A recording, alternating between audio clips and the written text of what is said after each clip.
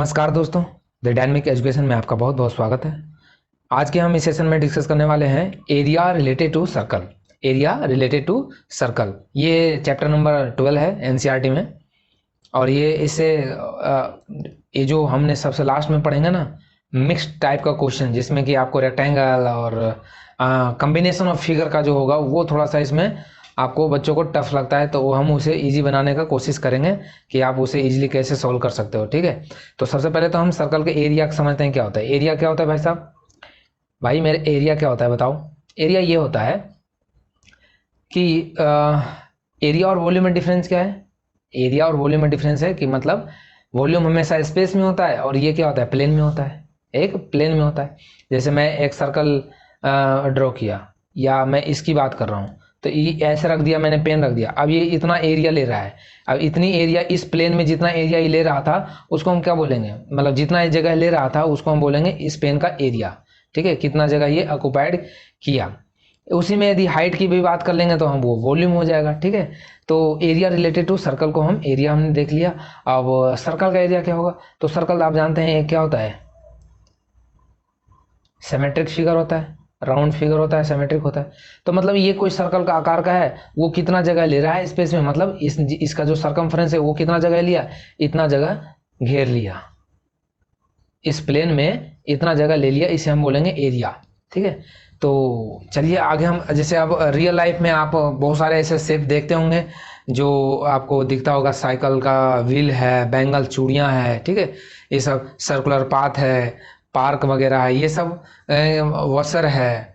तो ये सब क्या होता है आपको, जैसे रोटी आप एज इट इज आप, मतलब आप किसी किसी का छोड़ दें तो, ठीक है, मोस्टली जो रोटी का जो शेप होता है वो क्या होता है, सर्कल टाइप का होता है। ठीक है, तो ये सब आप अपने डेली लाइफ में देखते होंगे आसपास में, अपने सर्कल के जैसा शेप का, जैसे केक हो गया, आप लोग का फेवरेट पिज़्ज़ा हो गया, ठीक है, डोमिनोज का पिज़्ज़ा, और क्या क्या आता है, पिज़्ज़ा हट। ठीक है, तो ये सब शेप आप देखते होंगे। तो आप जब उसे देखते हो तो आपको क्या क्या याद आता है, जब आप पिज़्ज़ा खा रहे होते हैं उस टाइम पे कुछ याद आता है, या जस्ट खाने पे ध्यान रहता है? बिल्कुल ऑब्वियस सी बात है, खाने के बाद कौन पढ़ाई पढ़ाई का सोचता है, खाने के बाद खाने पे ध्यान देंगे। ठीक है, और देना भी चाहिए। जो इस टाइम पे जो काम कर रहे हो उसको मन से करो, खाना है तो बिल्कुल मन से खाओ। लेकिन कभी कभी अब जब आप उसको पढ़ोगे, जब पढ़ाई कर रहे हो, तो आप उससे रिलेट कर सकते हो कि हमने जब पिज़्ज़ा देखा था उसमें ऐसे ऐसे स्लाइस होते हैं। तो उसी से हम आज पढ़ेंगे सेक्टर और सेगमेंट क्या होता है। ठीक है, तो जो आप ये समझ सकते हो कि जो आप जो आपका जो एरिया होता है ना, मतलब जो अपना डब्बा में आता है आपका, जैसे ये एक कार्टून है उसमें आपका पिज़्ज़ा रखा हुआ है, तो उसमें देखते होंगे जितना गोल पिज़्ज़ा होता होगा उतना एरिया वो ऑक्युपाइड कर लेता है। तो ये हो गया क्या, यही है सर्कल का एरिया। समझ में आया? अब इसकी पैरामीटर की बात करूं मैं, कि पैरामीटर क्या होता है सर, जिसे हम सर्कमफ्रेंस बोलते हैं। पैरामीटर वर्ड यूज करते हैं आयत और रेक्टेंगल वगैरह और स्क्वायर वगैरह, और इसमें हम वर्ड यूज करते हैं सर्कमफ्रेंस। सर्कमफ्रेंस क्या होता है, जैसे ये तुम्हें मैं यहाँ पे खड़ा कर दिया, ठीक है, और तुम्हें खड़ा करके मैं यहाँ पे और दो थप्पड़ ऐसा लगाया, और तुम्हें पनिशमेंट दे दिया मैंने कि चलो अब इसका राउंड करो। तो तुम यहाँ से चलकर गुस्से में बहुत तेज दौड़ोगे, दौड़ते दौड़ते दौड़ते यहाँ इसी पॉइंट पे आ जाओगे वापस। ठीक है, तो जब तक तुम यहाँ से यहाँ तक एक चक्कर कंप्लीट कर दिए, जितना डिस्टेंस तुमने ट्रेवल किया, ठीक है, उसे हम बोलते हैं क्या, सर्कमफ्रेंस। उसे हम बोलते हैं सर्कमफ्रेंस। ठीक है, तो सर्कमफ्रेंस का जो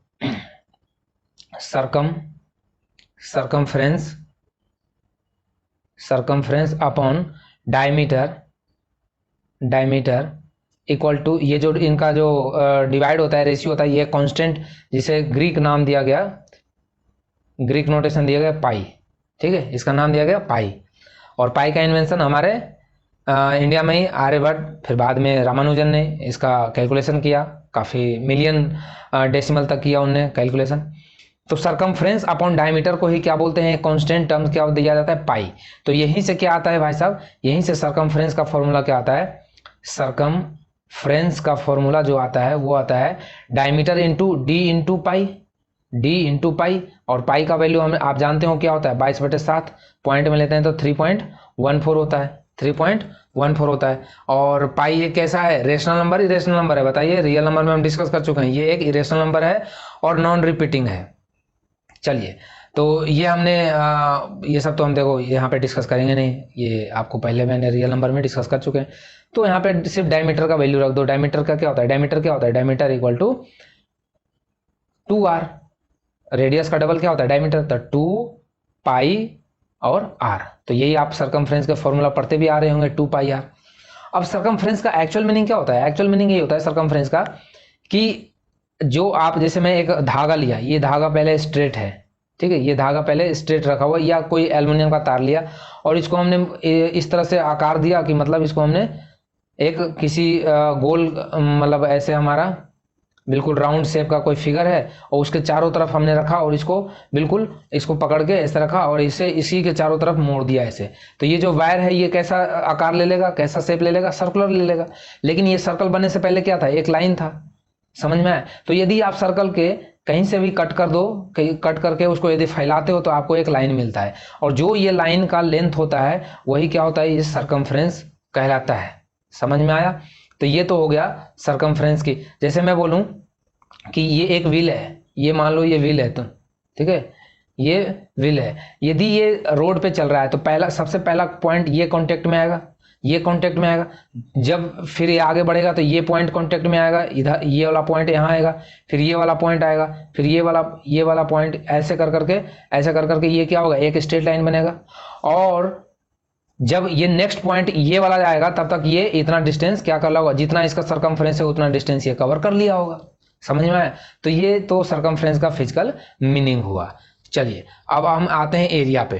तो एरिया को कैसे समझेंगे, तो एरिया देखो, एरिया आप जानते हो ना क्या होता है, पाई आर स्क्वायर होता है, पाई आर स्क्वायर होता है। तो इसको हम कैसे आता है, ये फॉर्मूला कैसे आया इसको समझते हैं। जैसे हमने ये सर्कल लिया, ओके, इस सर्कल में हमने सेक्टर बांध दिया।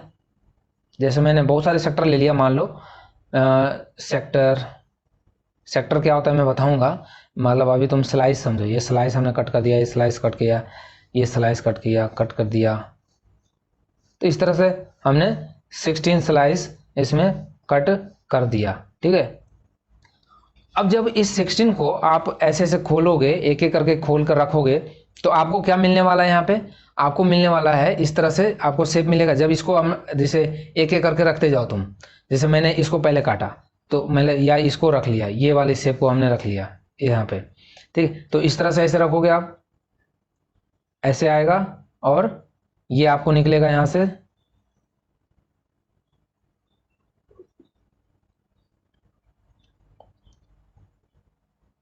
ऐसे निकलेगा, ठीक है। फिर जो नेक्स्ट वाला आएगा वो क्या हो जाएगा, ऐसे आएगा,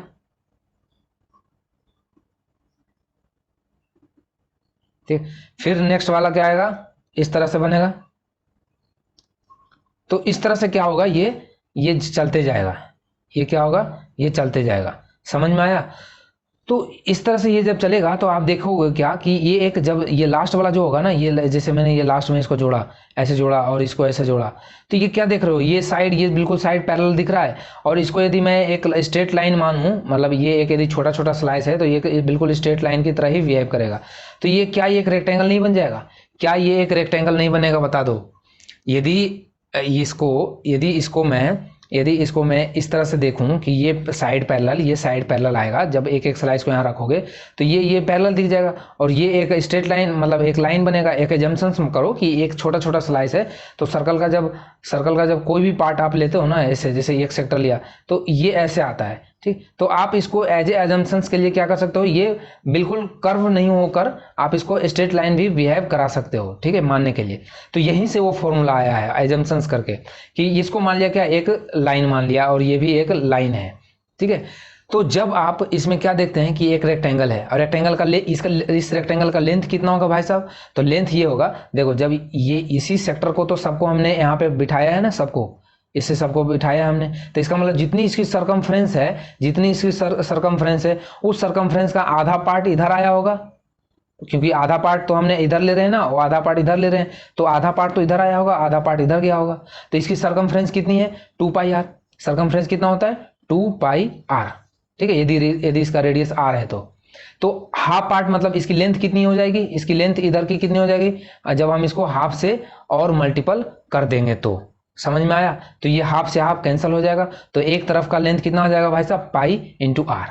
और ये क्या है, व्हाट इज दिस, ये क्या है, ये क्या है, ये क्या है, ये सब क्या है बताइए? ये रेडियस है, ये आर है, तो ये रेडियस है तो ये भी रेडियस, तो मतलब लेंथ इतना है, लेंथ आपका पाई आर है और अपना ब्रेथ आर है, तो एरिया क्या लिखा होगा, एरिया क्या होगा, area equal to length into breadth, मतलब पाई आर इंटू आर, तो that means pi r square. तो ये तो रेक्टेंगल का आया, लेकिन यही चीज, यही रेक्टेंगल किससे मिलकर बना है, ये सर्कल से बना है, तो डेट मीन्स सर्कल का भी फॉर्मूला क्या होगा, यही होगा, सर्कल का area, circle area equal to this one, circle area equal to this one pi r square. तो हमने इसको फिजिकली समझ लिया कि ये आया कहाँ से, यहाँ से, ये फिजिकली इसको ऐसे ड्रॉ किया गया था, उसके बाद फिर इसको एजम्पशंस किया गया कि ये एक रेक्टेंगल की तरह शेप, जब मैं इसके एक एक स्लाइस को ऐसे जोड़ूंगा तो एक इसका जो लेंथ होगा वो रेक्टेंगल की तरह होगा, समझ में आया? और ये रेडियस, ये भी रेडियस, दोनों पैरेलल है, तो हम यहाँ पे रेक्टेंगल के फॉर्मूला लगा के हम इसके एरिया का फॉर्मूला समझ लिया, ठीक है? तो इसी पे अब फिर क्वेश्चन कुछ बनते हैं, वो आपको एक्सरसाइज 12.1 है, तो इसके एक देखो, एक क्वेश्चन है, क्या है क्वेश्चन, सिंपल सा क्वेश्चन है कि cost of fencing of a circular field, कोई सर्कुलर फील्ड है, कोई सर्कुलर फील्ड है, उसका कॉस्ट ऑफ फेंसिंग, फेंसिंग जानते हो, मतलब इस पे कोई तार वगैरह या कुछ घेरा वगैरह कराना है इसको, circular field at the rate of, rate कितना दिया है, रेट दिया है 24 rupees per metre, 24 rupees per metre, and is, total cost कितना दिया है, टोटल कॉस्ट कितना आता है, इसका खर्च कितना आता है, टोटल कॉस्ट आता है 5280, okay. The field is to ploughs at point, मतलब अब इसको जोतने का, प्लॉज मतलब इसको जोतना भी है, फेंसिंग भी करना है, चारों तरफ घेरा भी लगाना है और इसको जोतना भी है, जुताई कराना है, इसका प्लॉजिंग कराना है, तो उसका रेट है, प्लॉजिंग रेट आपको दे रखा है 0.50 पर मीटर स्क्वायर, पर हमने लिख दिया यहाँ पे पर मीटर स्क्वायर पॉइंट। अब मीटर एरिया, अब देखो प्लॉजिंग रेट मीटर पर मीटर स्क्वायर में क्यों है, क्योंकि जब आप जुताई करोगे तो ऐसा थोड़ी ना कि एक लाइन को ऐसे ऐसे आप जुताई करोगे, एक एरिया में हल चलाएंगे तो एक एरिया में चलेगा, ठीक है, लेकिन फेंसिंग तो सिर्फ ये सरकमफ्रेंस के सहारे किया जाएगा, इसलिए पर मीटर में है, ठीक है, ये सब चीज को आप ध्यान रखिएगा।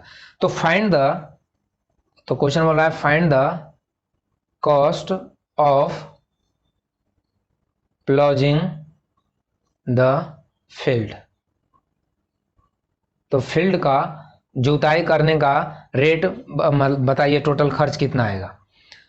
तो सबसे पहले तो लेंथ ऑफ जो जितना इसको कितना फेंसिंग करना है उसका लेंथ चाहिए हमें, समझ में आया? तो लेंथ कैसे निकालेंगे, यहाँ पे तो रेडियस दिया ही नहीं, तो लेंथ कैसे निकालेंगे, तो लेंथ हम निकालेंगे length of fencing, length of fencing क्या हो जाएगा, आप बताइए टोटल कॉस्ट कितना फेंसिंग का है, दिस वन, यही है ना, और रेट कितना है, इतना है, तो क्या मैं टोटल में से रेट को डिवाइड कर दूं तो ये नहीं पता चल जाएगा, बिल्कुल पता चल जाएगा भैया। ये रेट कैसे आता है, रेट यही आता है ना, टोटल कॉस्ट में से ये लेंथ को डिवाइड कर देते हैं, ठीक है, तो बता देता है कि ये 24 रुपये पर मीटर आएगा, लेकिन आपको 24 रुपये पर मीटर लेंथ दे रखा है, ठीक, सॉरी रेट दे रखा है, और टोटल कॉस्ट बता रखा है कि इतना टोटल कॉस्ट खर्च आता है, तो खर्च कितना आता है 5280 रुपया, ठीक है, और रेट कितना है इसका 24, तो जब इसको डिवाइड करेंगे तो 24 दूनी 48, 2 और 4 48, 2 0 220 आएगा, ठीक है, 220 इसका मीटर लेंथ आएगा, इतना समझ में आया। चलिए अब हमें क्या पूछा गया है कि सरकमफ्रेंस, इसका सरकमफ्रेंस आ गया, लेंथ का मतलब सरकमफ्रेंस, यही तो है सरकमफ्रेंस, यही है सर्कल का सरकमफ्रेंस, ये कंप्लीट।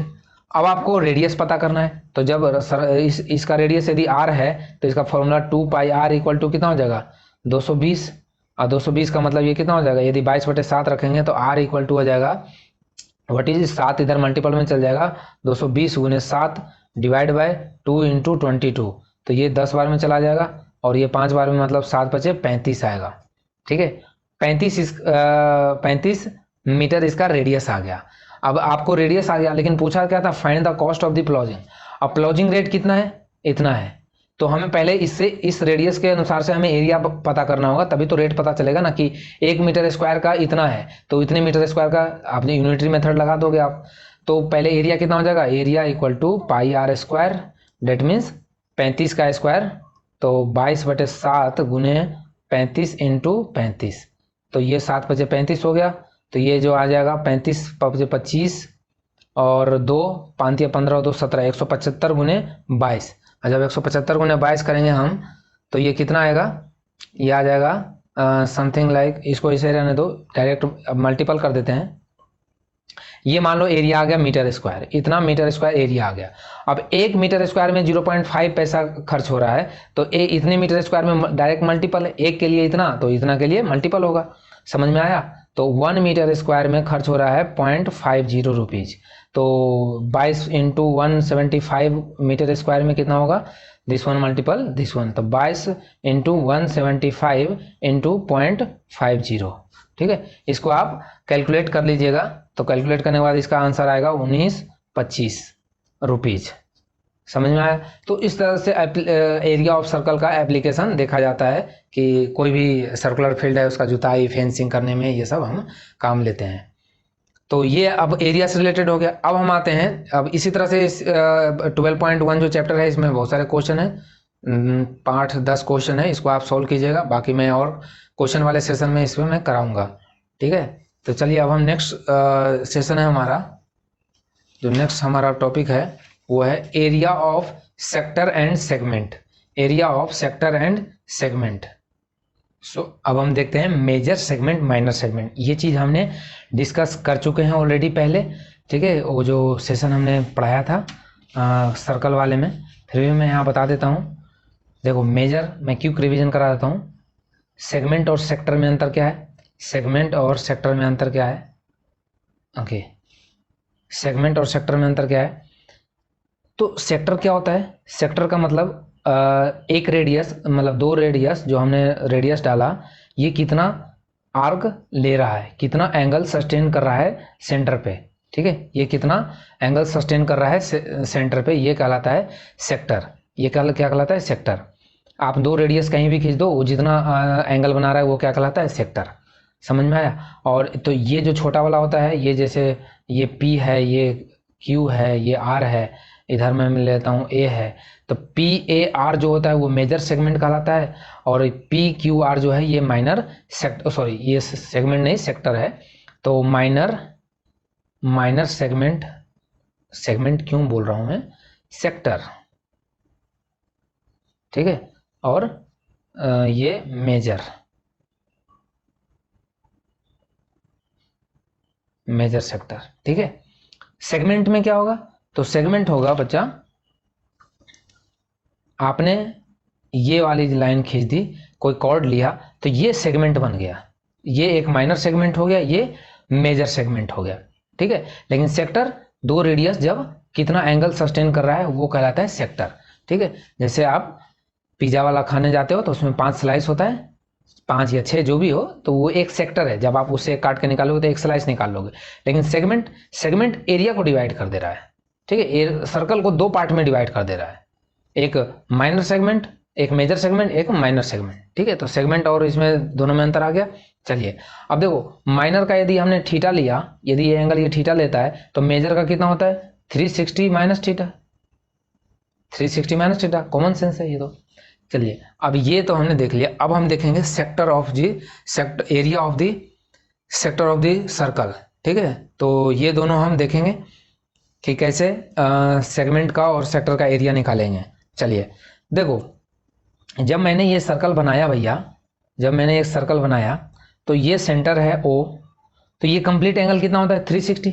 तो यदि मैं ये जो हमने सेक्टर लिया, ये सेक्टर यदि मान लो ये थीटा है, ये यदि थीटा है, तो ये सेक्टर का वैल्यू कितना हो जाएगा, ये मैं पूछूँ ये सेक्टर का एरिया कितना, ये सेक्टर का जो वैल्यू है कितना है, तो सेक्टर का वैल्यू हम बोलेंगे थीटा अपॉन 360, थीटा अपॉन 360। और ऐसा क्यों लिखेंगे, इस सेक्टर को हम थीटा इंटू 360 क्यों बोलेंगे भाई। और ये जो लेंथ होता है ये रेडियस है, और ये लेंथ मान लो, ये लेंथ जो है ये हमने L लिया, ठीक है, ये जैसे आर्क भी इसे बोल सकते हैं, ये ए और बी हमने ले लिया, ए बी आर्क को ये लिखा, और इसी को हम बोलते हैं सेंट्रल एंगल। कभी कभी आपको वर्ड मिलेगा सेंट्रल एंगल, ठीक है, तो सेंट्रल एंगल मतलब यही एंगल है, सेंट्रल एंगल मतलब ये थीटा वाला जो एंगल है ये सेंट्रल एंगल है, सेंट्रल एंगल। ओके, तो सेंट्रल एंगल देखा हमने, और ये 360 थीटा अपॉन 360 क्यों होगा? जैसे मैं देखो पिज़्ज़ा का एग्जांपल ले रहे हैं, तो पिज़्ज़ा का एग्जांपल जाके आपको क्लियर समझ में आए। जैसे मैंने ये पिज़्ज़ा लिया, अब इसके मैंने 5 स्लाइस काट दिए, ठीक है, 1 2 3 4 एंड 5, ये 5 स्लाइस हमने काट दिया। अब मैं यदि पूछूं, मैंने बराबर बराबर काटा है, मैंने बराबर बराबर काटा है, अब मैं यदि पूछूं आपको कि बताइए ये कितना है, इसमें से मैंने एक यहाँ से सेक्टर निकाला, तो इसका कितना होगा? यदि आप कंप्लीट एक है, कंप्लीट आपका जैसे कोई भी चीज़ कंप्लीट कितना होता है? एक होता है, एक पिज़्ज़ा था, लेकिन उसको आपने 5 भाग में बांट दिया, तो एक जो सेक्टर होगा उसका वैल्यू कितना होगा? उसका वैल्यू यही होगा ना 1/5, 1/5 कि आपने इसके कितना भाग में डिवाइड कर दिया। तो सेम इसी तरह से टोटल कितना है? ये टोटल 360 है, लेकिन एक सेक्टर का ये वैल्यू कितना है? ये सेक्टर जैसे यहाँ से एक निकाल रहे थे ना, तो एक में हमने कंप्लीट टोटल का भाग दे दिया। इसी तरह से ये टोटल कितना है? 360, तो एक हमने थीटा उस पर लिया है, इस 360 पे एक सेक्टर हमने थीटा लिया है, तो इसका कितना वैल्यू होगा? Theta upon 360। समझ में आया? चलिए, अब जब इतना आप समझ गए, फिर आपको आगे जो है एरिया ऑफ सेक्टर निकालने में कोई दिक्कत नहीं होगा। Area of sector, area of sector. अब बताइए पूरा सर्कल का फॉर्मूला क्या होता है? पूरा सर्कल का फॉर्मूला होता है पाई आर स्क्वायर, यदि रेडियस आर है तो। समझ में आया? तो पाई आर स्क्वायर होता है पूरा का, लेकिन अपन को तो सिर्फ चाहिए किसका? इतना का चाहिए, और इतना का वैल्यू कितना है? इतना का वैल्यू है थीटा इंटू 360, मतलब इस सेक्टर का हमें चाहिए, इस सेक्टर का, तो सिर्फ इस सेक्टर से हम क्या कर देंगे भैया? मल्टीपल कर देंगे। क्या करेंगे? मल्टीपल कर देंगे, एज सिंपल एज। मतलब 360, देखो पाई आर स्क्वायर तो पूरा होता है, पाई आर स्क्वायर पूरा सर्कल का होता है, लेकिन हमें सिर्फ ये चाहिए था, तो इसलिए हमने इसके जो सेक्टर है इससे सिर्फ मल्टीपल कर दिया, तो ये किसका बन जाएगा? एरिया ऑफ सेक्टर नहीं बन जाएगा? बिल्कुल बन जाएगा। क्यों भाई? क्योंकि सेक्टर का वैल्यू कितना है?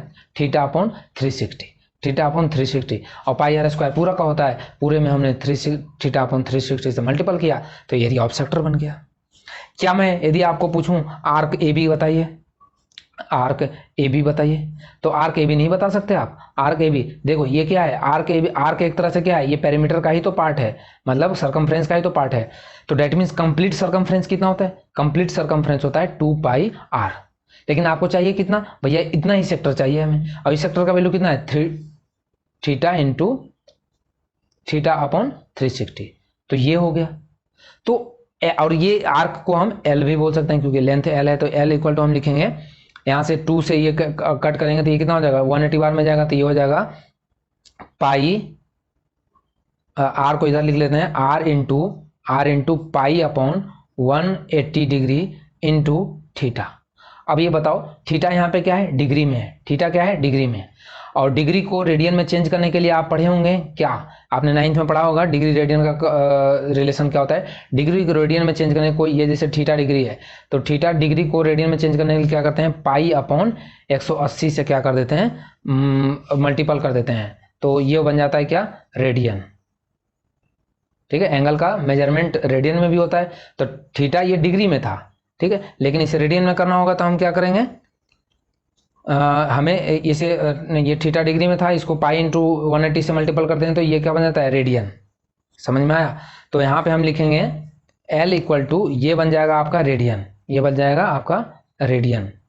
रेडियन का मतलब उस पर डिग्री नहीं रहेगा, ठीक है, तो R इंटू क्या हो जाएगा? ये थीटा हो जाएगा, R इंटू थीटा, डिग्री नहीं, ठीक है, सिर्फ रेडियन, तो ये हो जाएगा लेंथ। तो ये फॉर्मूला आपने पढ़ा भी होगा कि आर्क के लेंथ का निकालने का फॉर्मूला क्या होता है? Theta into r.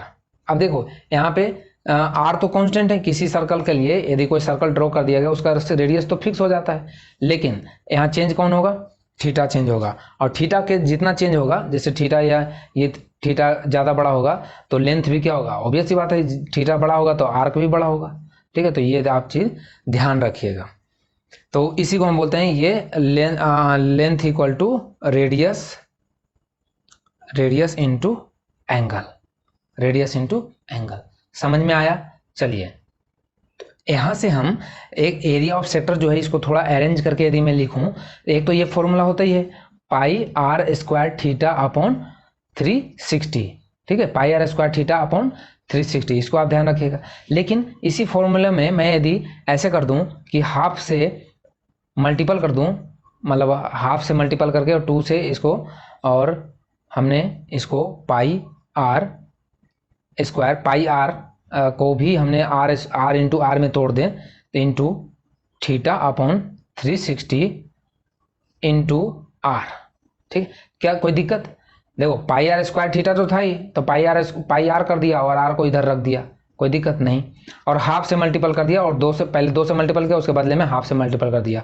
तो ये जो हम इसलिए किए क्योंकि ये जो हमें दिख रहा है 2 into this one, 2 into this one, और 2 इंटू दिस वन क्या होता है? 2 इंटू दिस वन देखो क्या है ये, क्या ये आर्क नहीं है? क्या ये आर्क नहीं है? 2 into pi r into theta upon 360 degree, क्या ये एल नहीं है? तो हम यहाँ से लिखेंगे कि हाफ इंटू, इसके जगह पे पूरा कंप्लीट क्या आ जाएगा, एल आ जाएगा इंटू आर। तो ये भी इम्पोर्टेंट फॉर्मूला है, ये भी इम्पोर्टेंट फॉर्मूला है सर्कल का, सेक्टर का, सर्कल के सेक्टर का, कि यदि आपको लेंथ पता है और रेडियस पता है, लेंथ पता है और रेडियस पता है, तो आप हाफ से मल्टीपल करके, हाफ से डिवाइड कर दो तो भी एरिया आप फाइंड आउट कर सकते हैं। एरिया ऑफ सेक्टर ये भी है, एरिया ऑफ सेक्टर, सेक्टर का है, इसको सर्कल का एरिया मत समझ लेना, ठीक है। चलिए ये आपको क्लियर हुआ। अब आते हैं सेगमेंट वाले पे कि सेगमेंट का क्या एरिया होगा। तो सेगमेंट का एरिया निकालने के लिए या तो आप साइन का फॉर्मूला यूज कर लो जो मैं बताऊंगा, ठीक है, और या तो आप फिर माइनस कर लो उसमें से। सो सेगमेंट का समझने के लिए आपको, जैसे मैंने एक सर्कल बनाया, सर्कल, ठीक है, इस सर्कल में सेंटर और हमने ये लाइन खींचा, ये कॉर्ड लिया, तो ये हमारा क्या है, माइनर सेगमेंट। इसका एरिया हमें पता करना है, इसका एरिया हमें पता करना है। तो क्या मैं इसे जाते हुए एक लाइन नहीं खींच देता हूँ, मतलब ये रेडियस हो जाएगा हमारा, ये एंगल थीटा हो जाएगा। तो आपको दिख रहा है क्या कि यदि ये O है, ये सेंटर O, ये रेडियस R है और ये A B हमने ले लिया और ये P ले लेते हैं, तो आपको किसका एरिया पता करना है, इस सेगमेंट का, मतलब APB, area, area, area of, area of APB segment, APB segment. तो इसका कितना हो जाएगा भाई साहब, देखो area of sector of OAPB, मतलब ये सेक्टर, ये सेक्टर का भी हमने पढ़ा है, क्या होता है सेक्टर का, बताइए। सेक्टर का फॉर्मूला होता है pi r square theta upon 360 degree, समझ में आया। और माइनस क्या इसमें से कर देंगे, ये ट्रायंगल का एरिया, ये ट्रायंगल का एरिया हम माइनस कर देंगे। तो ये सेक्टर का, ये कंप्लीट सेक्टर, ये कंप्लीट सेक्टर में से यदि मैं ट्रायंगल माइनस कर दूं ये ट्रायंगल का, तो क्या ये सेगमेंट नहीं पता चल जाएगा, बिल्कुल पता चलेगा। तो हम बोलेंगे area of triangle, triangle OAB, ठीक है।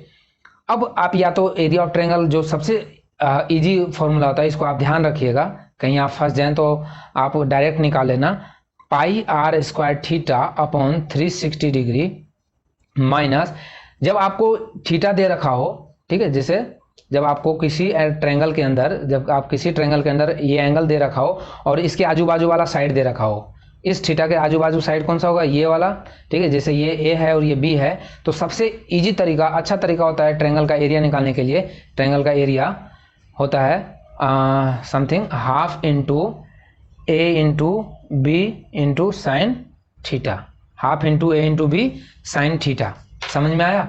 तो ये होता है यदि आपको एक एंगल दे रखा हो और आजू बाजू का साइड पता हो तो सबसे इजी फॉर्मूला होता है। और ये कहाँ से आया, ये आप अभी आपको जानने का भी ज़रूरत नहीं है, क्योंकि जब आपको मैं बताऊंगा, वैसे तो मैं इसको ट्रायंगल में कवर कर सकता था बट मैंने यहाँ पे नहीं किया, ठीक है।